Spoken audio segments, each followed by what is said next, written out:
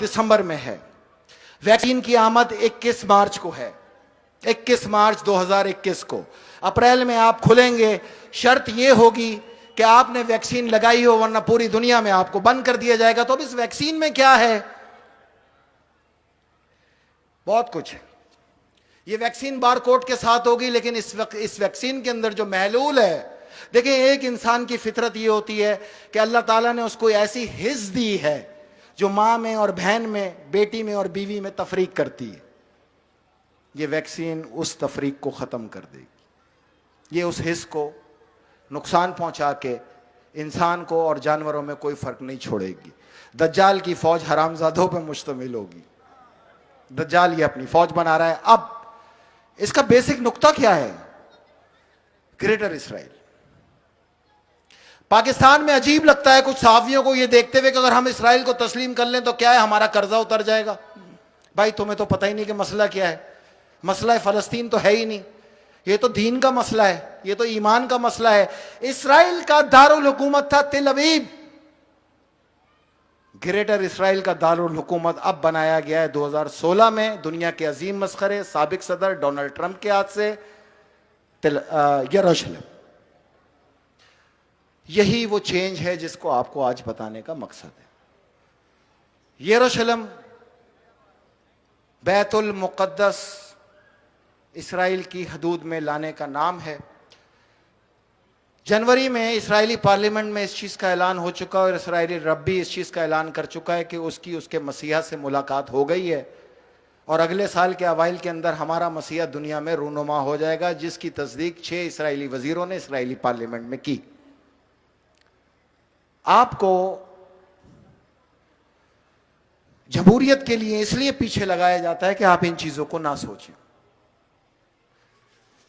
मैं तमाम सहाफ़ी भाइयों को बताऊं कि ग्रेटर इसराइल दर हकीकत यरूशलेम या इसराइल की हदूद का नाम नहीं है। ग्रेटर इसराइल का जो ख्वाब है, जो इनके मसीहा और हमारे मुताबिक दज्जाल ने देना है, वो बैतुल मुक़द्दस को मुनहदम करके वहां पे हैकल सलमानी की तामीर का आगाज करना।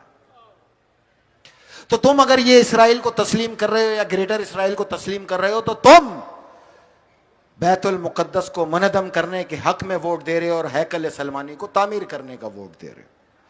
तो बराए मेहरबानी ये बात याद रखो कि ये फर्द वाहिद का फैसला नहीं होगा।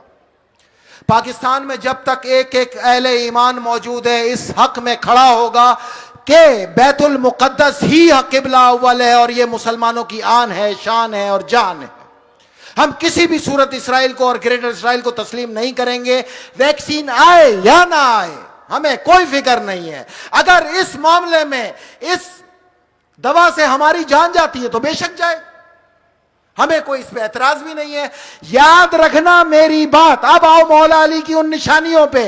ज़माने आखिर में वो वक्त आएगा, लोग एक दूसरे से हाथ मिलाने से डरेंगे, सोसाइटी बिल्कुल टूट चुकी होगी, हज और काबे का तवाफ मौकिफ हो जाएगा। मौकिफ तो उसको कहते हैं जो अज खुद रोका हो।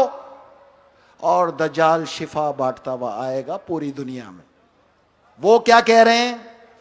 मार्च में हमारा मसीहा आ रहा है जो वैक्सीन लेके आएगा। तो 1400 साल कबल की हुई इस बात की और इससे ज्यादा रोनुमाई क्या होगी? फिर भी नहीं समझे अना मदीनतुल इल्म वालियुन बाबुहा। तो ग्रेटर इसराइल ही मेन मकसद है। अब उस ग्रेटर इसराइल को तस्लीम करने में दो मुमालिक किसी सूरत नहीं मानेंगे, वो हैं ईरान और पाकिस्तान। पाकिस्तान का वजूद ही इसराइल की मुखालफत पे बेस करता है। जो ये हमारे उलमा इकराम कहते हैं कि आज़ादारी और मजहबी तकरीबात हमारा कानूनी हक है, मैं उनको बताऊं आपको हमारा आईनी हक है। मैं आपको बताऊं, आपको तो इल्म ही नहीं है आइन क्या होता है।